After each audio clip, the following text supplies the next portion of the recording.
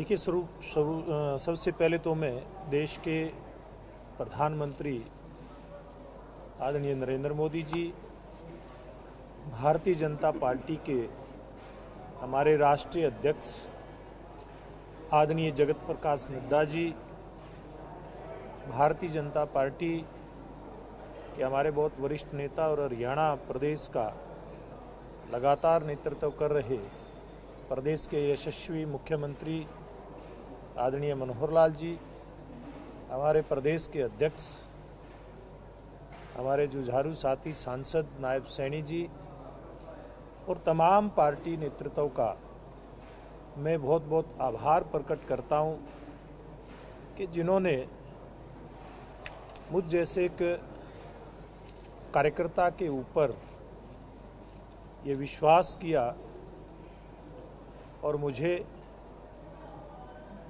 हरियाणा प्रदेश की तरफ से राज्यसभा में भेजने का मौका प्रदान किया।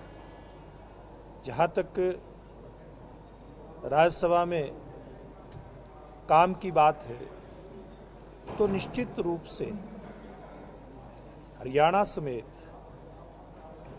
तमाम जितने भी विषय इस प्रकार के होंगे जिससे गरीब, युवा, महिला और खास करके किसान का कल्याण जुड़ा हो, ऐसे सब मुद्दे राज्यसभा में मैं उठाने का प्रयास करूंगा ताकि इन सभी वर्गों का जो कल्याण करने का एक सिलसिला नरेंद्र मोदी जी के नेतृत्व में पिछले 10 साल से चल रहा है, उसमें मैं अपना सहयोग भी डाल सकूँ। सर, अभी जिस तरीके से आपके नॉमिनेशन आपका जब नाम तय किया गया उस दौरान हरियाणा कांग्रेस के कार्यकारी अध्यक्ष जितेंद्र भारद्वाज का बयान था, नायब जी चाहे आप जवाब दे दें, तो ये उनका कहना था सर कि भारतीय जनता पार्टी ने वत्स साहब की जगह पर बराड़ा जी का नाम प्रपोज करके एक तरीके से भारतीय जनता पार्टी ने ब्राह्मणों को मौका नहीं दिया और ब्राह्मणों के खिलाफ जो है वो एक अनदेखी का आरोप लगाया। अब इसमें सर आप जवाब क्या है आपका? उन्होंने कहा ब्राह्मणों की अनदेखी भारतीय जनता पार्टी कर रही है, उनका आरोप है सर। देखिए, कांग्रेस एक भी ऐसा विषय नहीं छोड़ती जहां पर कांग्रेस इस प्रकार के जातिवाद, क्षेत्रवाद और परिवारवाद के अंदर वो ग्रसित पार्टी है। इस समय के ऊपर उनको इस प्रकार के विषय जो वो रखते हैं वो दुर्भाग्यपूर्ण है। मैं देखता हूं कि कांग्रेस के समय के अंदर जिस प्रकार का एक बरादरी के अंदर भी सब बरादरियों खड़ी करने का काम कांग्रेस ने किया है, वो समाज के लिए भी उचित नहीं है। जनरल डीपी वत्स साहब हमारे बहुत ही सीनियर व्यक्ति हैं, उनका कार्यकाल पूरा हुआ है और बराड़ा जी का लंबा एक्सपीरियंस है, किसान के बेटे हैं। उन्होंने तो प्रशंसा करनी चाहिए कांग्रेस के लोगों को कि कांग्रेस पुत्र को आज राज्यसभा के अंदर भारतीय जनता पार्टी, हमारे यशस्वी प्रधानमंत्री नरेंद्र मोदी जी, हमारे भारतीय जनता पार्टी के राष्ट्रीय अध्यक्ष माननीय जगत प्रकाश नड्डा जी, हमारे यशस्वी मुख्यमंत्री आदरणीय मनोहर लाल जी, एक किसान पुत्र को राज्यसभा के अंदर आज उसका नॉमिनेशन हुआ है।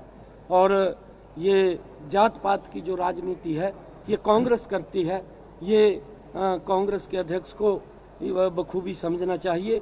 भारतीय जनता पार्टी राष्ट्र की बात करती है, राष्ट्र की मजबूती की बात करती है, जात पात की बात नहीं करती है। सर, सोनिया गांधी जी राज्यसभा जा रही है, तो आप ये मानते हैं कि कांग्रेस अपने कार्यकर्ताओं को या अपने पार्टी के पदाधिकारी जो कार्यकर्ता है उनको मौका देने की बजाय खुद इस तरीके के जब मौके आते हैं तो जाने की कोशिश रहती है? सोनिया गांधी खुद राज्यसभा की उम्मीदवार बनी है।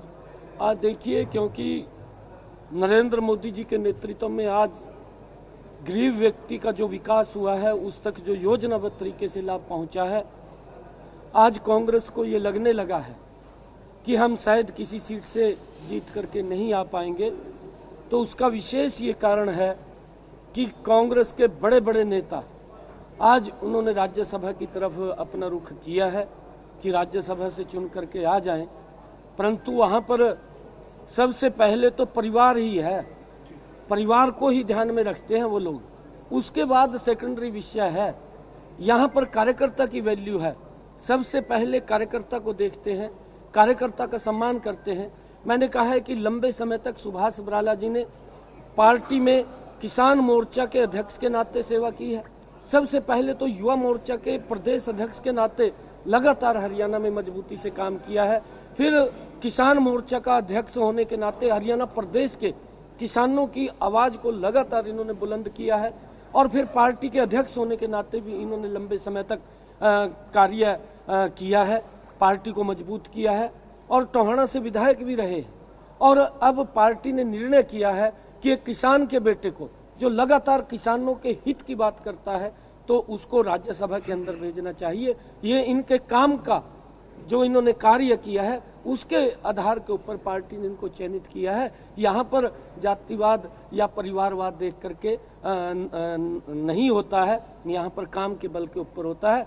और हमारे बहुत ही सीनियर और वरिष्ठ सुभाष बराला जी व्यक्ति हैं जो लंबे समय तक पार्टी को मजबूत करते रहे हैं। आज मेरे लिए भी बड़ी खुशी की बात है, हरियाणा के लिए भी बड़ी खुशी की बात है, हरियाणा के किसान के लिए भी बड़ी खुशी की बात है कि सुभाष बराला जी जैसा व्यक्तित्व राज्यसभा में जाकर के यहाँ के हमारे हरियाणा की आवाज को बुलंद करें। मैं जो हमारे जितने भी विधायकगण भारतीय जनता पार्टी, जेजेपी और निर्दलीय विधायक जिन्होंने मुझे राज्यसभा में भेजने के लिए समर्थन दिया है, आपके माध्यम से ऐसे सभी माननीय विधायक गणों का मैं धन्यवाद करता हूँ। मैं भी बाइट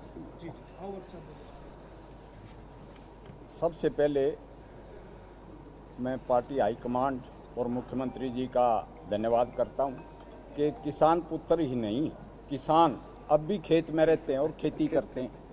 मैं तो गया हूँ टोहाना में, बढ़ाई खेड़ा में जाइन का फार्म हाउस है, उनको राज्यसभा में नॉमिनेट किया।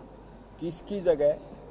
एक सैनिक की जगह। किसान और सैनिक का दामन चोली का रिश्ता है, किसान का बेटा ही सैनिक होता है। दूसरी बात, आपने कुछ जाति पाति की बात बताई थी। इनकी जात किसान है, मेरी जात सैनिक है और यूथ हैं।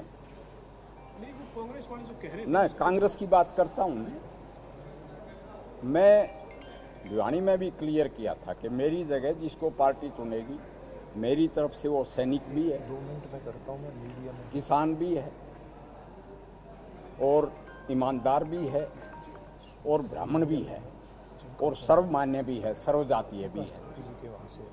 जहाँ तक जाति पाति का सवाल है, मैं बराड़ा साहब को एक बहुत बड़ा ब्राह्मण मानता हूँ। एक इंसिडेंस है, इन्होंने मेरे से रिक्वेस्ट की कि मेरे गांव समैण, टोहाना हल्के के गांव समैण में भगवान परशुराम भवन और मंदिर का निर्माण चल रहा है, उसमें आप चंदा दो, मैं भी चंदा देता हूँ। हमारे खड़े खड़े 1 करोड़ रुपया इकट्ठा हुआ और गिने दिनों में भगवान परशुराम भवन का निर्माण किया। मैं तो ये मानता हूँ कि इनको भगवान परशुराम का आशीर्वाद मिला है।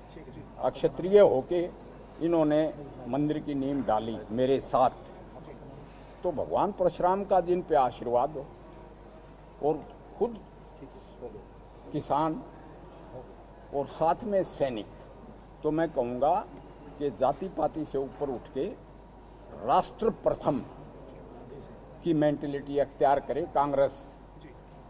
और मैं फिर बराड़ा साहब को, सैनी साहब को अपनी तरफ से धन्यवाद भी देता हूं और बधाई भी देता हूं। जय हरियाणा, जय हिंद, जय